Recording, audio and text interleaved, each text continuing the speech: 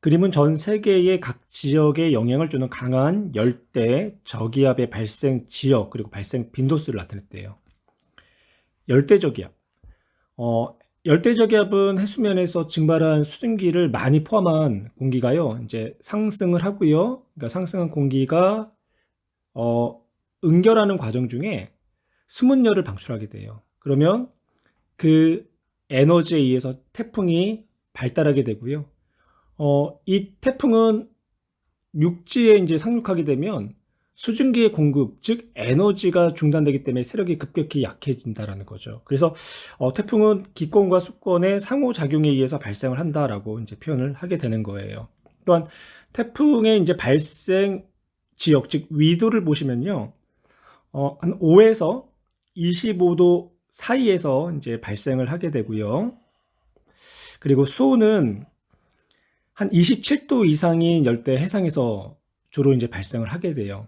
그리고 또 표층 해수의 온도가 높아지면요, 또 대기가 불안정해지기 때문에 또 해수면의 부근의 공기 덩어리가 또 빠르게 이제 상승할 수 있고, 또 그 결과 두꺼운 이제 구름인 정란운이 형성되고요.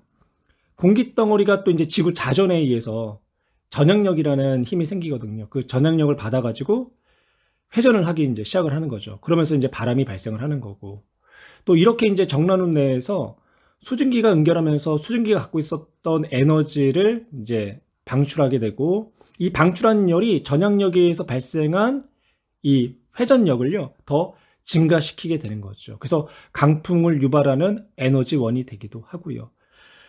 발생 빈도 지역을 보시면요, 남반구보다 북반구가 더 빈도수가 크게 나타나요. 그 이유는 뭐냐면 남반구보다 북반구가 따뜻하기 때문이고요. 이 남반구는 남극 대륙 전체를 덮고 있는 빙하 때문에 높은 반사율. 그래서 태양빛을 반사하는 반면에 북반구는 해양에 비해 비율이 작은 육지가 넓게 분포되어 있고요. 또 같은 양의 에너지를 받았을 때 더 북반구가 온도가 더 쉽게 올라갈 수가 있는 거죠. 그래서 북반구 지역이 전체적으로 남반구 지역보다 발생 빈도수가 더 크고요. 태평양을 기준으로 봤을 때 북서태평양의 발생 빈도가 38%가 되죠. 그리고 북동태평양은 17%. 상승 기류가 서태평양이 동태평양보다 상승 기류가 더 강하기 때문에 발생 빈도가 더 크게 나타나는 거예요. 보기 기억, 발생 빈도수가 가장 높은 곳은 동태평양이 아니라 정확하게 북서 태평양 해역이다라고 표현을 해야 되겠죠. 기억은 옳지 않은 내용. 니은, 수온이 높은 따뜻한 바다에서 주로 발생을 한다. 옳은 내용이 되는 거고, 디귿, 기권과 수권의 상호작용으로 발생한다. 따라서 정답은 4번. 가는 태풍 주변의 구름 분포 모습을 나는 태풍 주변의 풍속과 기압의 분포를 나타냈대요. 가를 보시면요, 태풍의 규모를 알 수가 있겠죠. 지름이 수백 킬로미터에 해당하고요. 북반구일 때는 태풍의 중심, 즉 저기압 중심으로 바람이 반시계 방향으로 불어 들어오죠. 그럼 불어 들어온 바람이 이제 상승을 하겠고요. 그 상승에 의해서 중심에서는 두꺼운 정란운이 발달하고요. 또 가장자리에서는 저군형 형태의 구름이 발달을 하게 돼요. 태풍의 가운데, 즉 중심 30에서 대략 한 50km 정도에 해당하는 부위를 태풍의 눈이다라고 표현해요. 이 태풍의 눈에서는요, 약한 하강 기류가 발생을 하거든요. 그 하강 기류에 의해서 날씨가 이제 맑고요. 그리고 바람이 약하게 이제 불게 되는 거죠. 하지만 기압은 가장 낮은 위치가 태풍의 중심부라는 거예요. 기압이 가장 낮은 부위가. 하지만 바람은 하강 기류 때문에 중심보다는 주변부, 즉 태풍의 규모에 따라 조금 차이는 있지만 태풍의 중심으로부터 한 50km가 되는 위치가 가장 풍속이 강한 위치가 된다라는 거. 나 그림을 보실까요? X하고 Y 풍속과 기압 중 하나인데요. X 중심에서의 가장 낮은 값을 나타내고 있죠. 따라서 X가 기압이 되는 거고요. Y는 풍속이 돼요. 풍속을 보시면요. 특이점이 있죠. 오른쪽의 풍속이 왼쪽의 풍속보다 어떻다? 강하다라는 거예요. 그래서 오른쪽, 태풍의 진행 경로의 오른쪽을 위험반원이라고 하고요. 왼쪽을 안전반원이다라고 이야기를 해요. 태풍이 이제 진행 방향의 이제 오른쪽은요, 바람이 강하게 이제 불게 되는 거고요. 또 반면에 왼쪽은 바람이 상대적으로 이제 약하게 불게 되는 거죠. 태풍은 무역풍과 이제 편서풍에 의해서요, 포물선을 그리며 북상을 하게 돼요. 포물선을 그리며 이제 북상을 하게 되는데, 태풍의 진행의 오른쪽은요, 태풍을 진행시키는 무역풍과 편서풍의 풍향이 서로 시계 반대 방향으로 회전하는 태풍 자체의 풍향과 일치하기 때문에 바람이 강해진다라는 거죠. 진행 방향에 대한 오른쪽 방향은. 편서풍 때에서도 역시 마찬가지고요. 그리고 반대 방향은 서로가 풍향이 반대가 되어서요. 바람이 상세가 되고 상대적으로 풍속이 이제 약해지는 거죠. 보게 기어. 가의 B 지역에서 가장 강한 상승 기류가 발생을 한다. B는 태풍에 이제 눈이 되는 곳이고요. 약한 하강 기류가 발생을 하는 거죠. 옳지 않은 내용. 니은 가의 A 지역보다 C 지역에서 더 강한 바람이 분다. A 지역은 안전반원, B 지역은 위험반원이 되는 거죠. 그래서 A 지역보다 C 지역, 즉 위험반원에서 더 강한 바람이 분다. 니은은 옳은 내용이 되는 거고요. 디귿 나의 X는 풍속이 아니라 기압이 되는 거고요. Y가 풍속이 되는 거죠. 따라서 정답은 2번. 오늘날 우리나라 부근의 일기도를 나타낸 것이다. A는 온대적이야. 그리고 B는 태풍이 되는 거죠. 저기압 A와 B에 대한 설명으로 옳지 않은 것은 B의 에너지원은 수증기의 응결열이다. 예.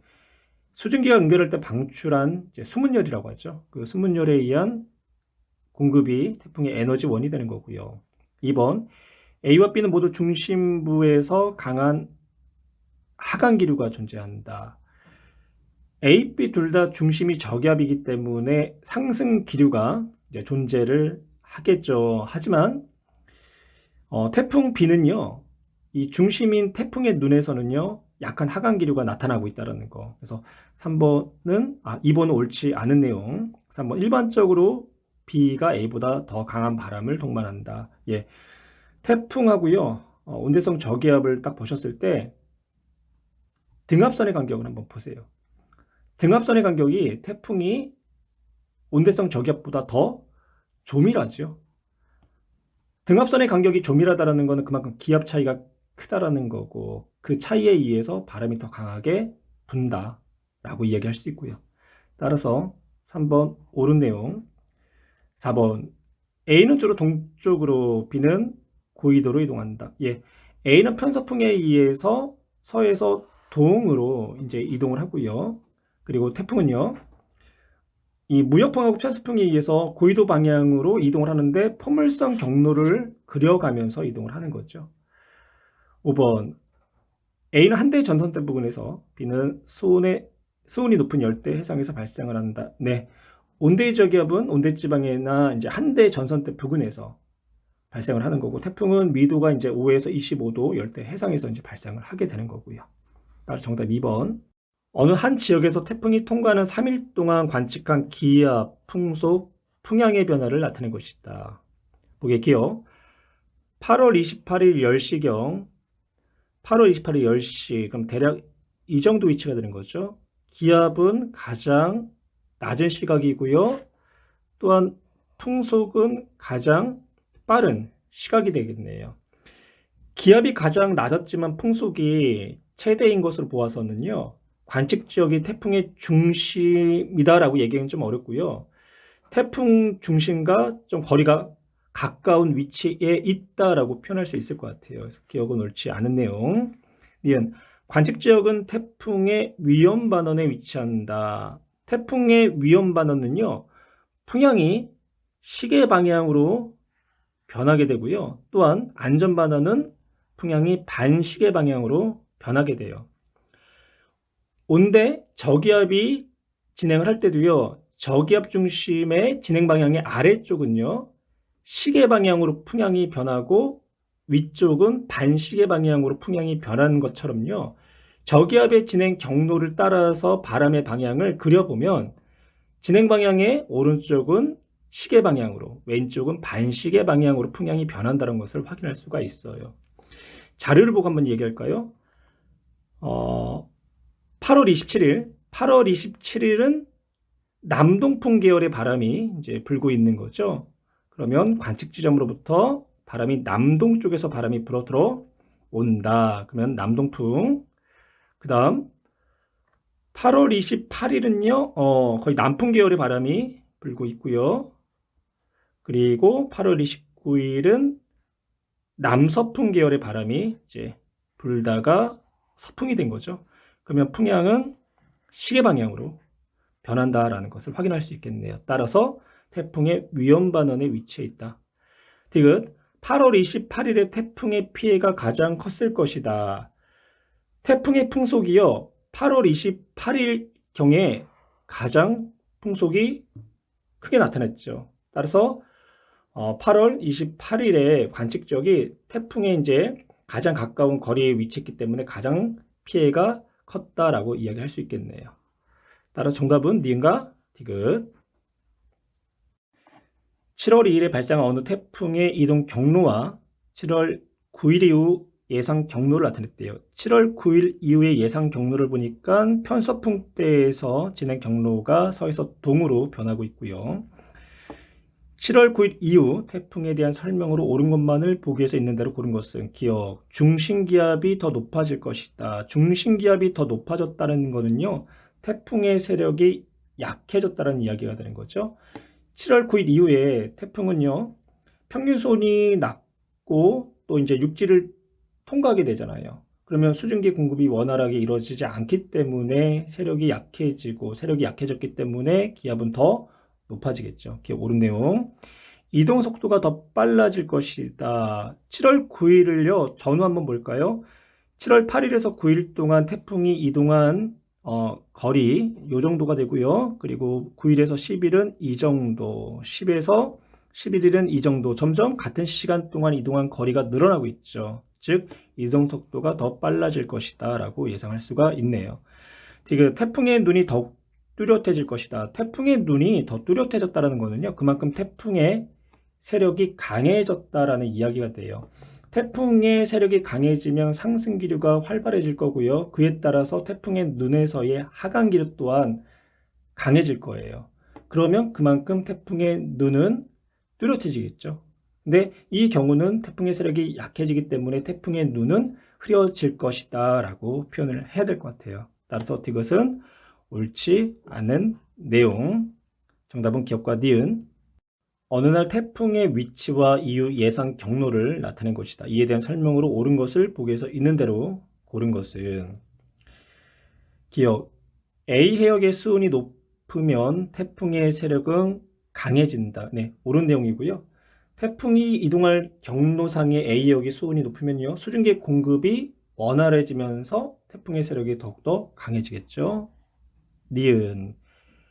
B 세력이 강해지면 태풍 경로는 더 동쪽으로 치우친다. B는요. 기압이 고기압이 되는 거죠. 그러면 고기압의 세력이 강해지면 이 고기압이 미는 힘에 의해서 태풍의 경로가 예상한 경로보다 좀 더 왼쪽으로 치우쳐 나타나겠네요. 따라서 더 동쪽으로 치우치는 게 아니라 더 서쪽으로 치우친다라고 표현을 하셔야 되고요. 디귿. 태풍이 우리나라를 통과하는 동안 부산 지역의 부산은요. 진행 경로의 오른쪽, 즉 위험반원, 그래서 풍향은 시계 방향으로 변하게 되겠죠. 따라서 디귿도 옳은 내용. 정답은 기억과 디귿 3번. 우리나라 중부지방을 통과한 태풍 중심의 이동 경로를 나타낸 것이다. 태풍의 이동 경로에 영향을 준 대기 대순환. 태풍의 이동 경로가 서에서 동으로 진행하고 있죠. 편서풍이 되는 거고요. 서울과 부산 중 피해가 더 크게 발생한 지역, 즉 위험 반원에 대한 이야기죠. 진행 경로의 오른쪽인 부산이 위험 반원, 그리고 왼쪽인 서울은 안전 반원이 되죠. 따라서 피해 정도는 위험 반원에 속한 부산이 더 크다라고 표현을 할 수 있겠네요. 우리나라 부근을 지나는 태풍의 월별 이동 경로와 위험 반원 및 안전 반원을 나타냈고요. 적도 해성에서 발생한 태풍이 북상을 하면서 무역풍대와 편서풍대를 지나면서 포물선 경로를 따라서 이동을 하고 있죠. 보기 기어 A와 C는 위험 반원, B, D는 안전 반원이다. 태풍의 진행 방향의 오른쪽 방향이 위험 반원, 왼쪽이 안전 반원이 되겠죠. 따라서 진행 방향의 오른쪽인 C와 B가 위험 반원이 되는 거고요. A와 D가 안전 반원이다. 그래서 기억은 옳지 않은 내용이 되겠네요. 니은 태풍의 이동 속도는 무역풍대보다 편서풍대에서 더 빠르다. 보시면요, 무역풍대에서는 태풍의 진행 방향과 무역풍이요 서로가 수직 관계에 놓여 있고요. 그리고 편서풍대는 태풍의 진행 방향과 편서풍의 방향이 서로가 나란한 방향으로 바람이 불기 때문에 무역풍보다는 편서풍대에서가 태풍의 이동 속도가 더 빠르게 나타나게 돼요. 그래서 니은 옳은 내용이 되는 거고요. 디귿 풍속은 태풍 이동 경로의 오른쪽 반원이 왼쪽 반원보다 더 강하다. 그래서 오른쪽 반원이 위험 반원, 왼쪽 반원이 안전 반원이 되겠죠. 디귿도 옳은 내용 따라 정답은 니은과 디귿. 태풍이 통과하는 동안 우리나라의 어느 관측소에서 관측한 기상 요소의 변화를 나타낸 것이다. 기압이 가장 낮은 16시경에 태풍이 이 관측소를 통과를 했고요. 태풍이 통과하기 전보다 태풍이 통과한 후에 강수량이 더 많았죠. 그리고 태풍이 통과하는 동안 바람이 강하게 불고 있다는 것을 확인할 수 있어요. 그러면 이 관측소는 태풍의 중심인 태풍의 눈에 해당한 부분은 아니고 태풍의 눈의 가장자리에 속해 있는 지역이다라고 이야기를 할 수가 있겠네요. 풍향은 처음에는 북서풍이 불다가 그리고 점차 북풍으로 그리고 서풍 계열의 바람으로 풍향이 변하고 있죠. 따라서 풍향의 방향은 반시계 방향으로 변하고 있다라고 이야기를 할 수 있겠네요. 그러면 반시계 방향 안전 반환에 위치한 지역이 되는 거고요. 보기에 기억, 태풍 중심이 통과할 때 바람이 굉장히 강하게 불고 있죠. 따라서 기억은 옳지 않은 내용. 니은 강수량은 태풍이 다가올 때보다 태풍이 통과한 후에 더 많았고요. 니은 옳은 내용. 디귿 관측 지역은 안전 반환에 속해 있어 태풍의 피해가 상대적으로 작았다. 그렇죠? 풍향이 반시계 방향으로 바뀌었기 때문에 안전 반환에 속해 있다. 따라서 태풍에 의한 피해가 상대적으로 작았을 것이다. 옳은 내용. 정답은 니은과 디귿. 태풍이 우리나라를 통과하는 하루 동안 이동 경로에서 수직한 방향으로 같은 거리만큼 떨어져 있는 가와 나 두 지역에 관측한 풍향의 변화를 나타냈고요. 가는 풍향이 시계 방향으로 변하고 있죠. 위험 반원이 되는 거고 나는 반시계 방향으로 풍향이 변하고 있네요. 안전 반원. 이동 경로에서 수직한 방향으로 같은 거리만큼 떨어져 있다고 했죠. 그러면 태풍의 진행은 지금 현재 이쪽 방향을 향해서 진행을 할 거고요. 그러면 이쪽이 북쪽, 그리고 이쪽이 남쪽, 그러면 이쪽이 동쪽이 되는 거고 이쪽이 서쪽이 되는 거죠. 그래서 가는 진행 방향에 대해서 동쪽 방향, 그리고 나는 진행 방향에 대해서 서쪽 방향이 되겠네요. 보기 기억, 가 지역은 나 지역보다 강수량이 더 많다. 위험 반원에 속하기 때문에 강수량도 많고 풍속도 더 빠르겠죠. 기억 옳은 내용. 니은 가 지역보다 나 지역에서 강풍의 피해를 더 많이 입을 것이다. 위험 반원인 가 지역에서가 안전반원인 나 지역보다 강풍의 피해가 더 많이 입었을 것이다 라고 표현을 하셔야 되고요. 디귿, 관측이 이루어지는 동안 태풍의 눈은 더욱 뚜렷해졌다. 태풍의 눈이 뚜렷해졌다라는 얘기는요, 태풍의 세력이 강해졌다라는 이야기가 돼요. 우리나라는 수증기 공급이 잘 이루어지지 않는 육지가 되기 때문에 태풍이 우리나라를 통과하는 동안 태풍의 세력이 약해지고요. 태풍의 눈은 뚜렷해지는 게 아니라 흐려질 거예요. 따라서 디귿도 옳지 않은 내용, 옳은 내용은 기억. 태풍이 우리나라로 다가올 때 나타날 수 있는 현상만을 보기에서 있는 대로 고른 것은, 태풍은요, 강한 바람과 함께 많은 비를 가지고 올라오죠. 그래서 강풍 피해와 집중호우가 나타날 수 있고요.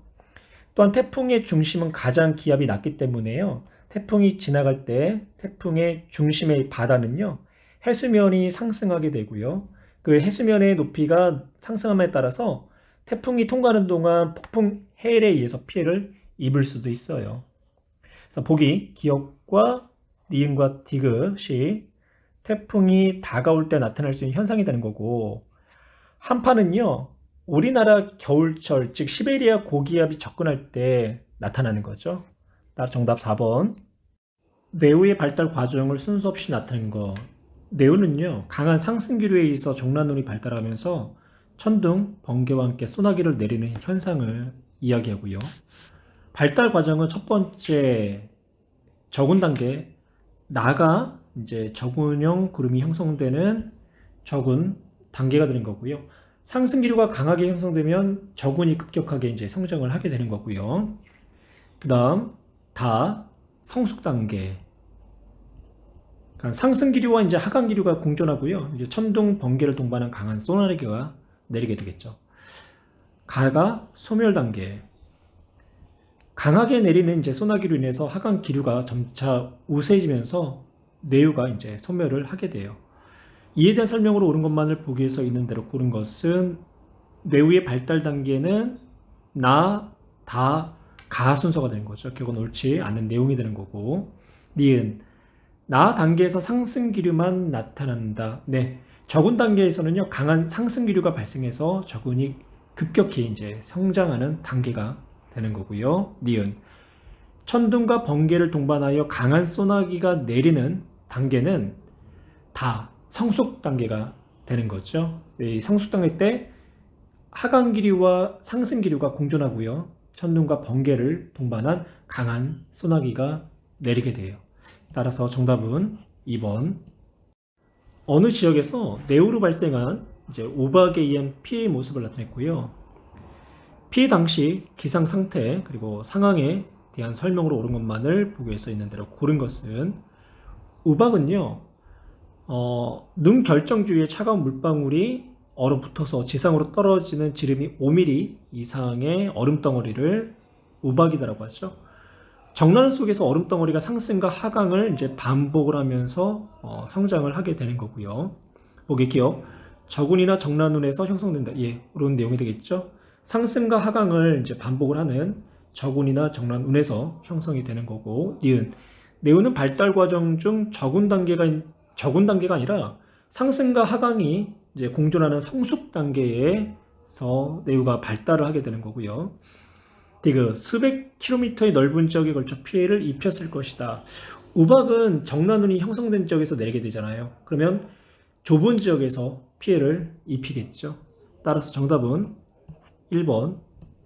서울 지역에서 내린 집중호우로 인해 발생한 피해를 보도한 내용이 되는 거고요.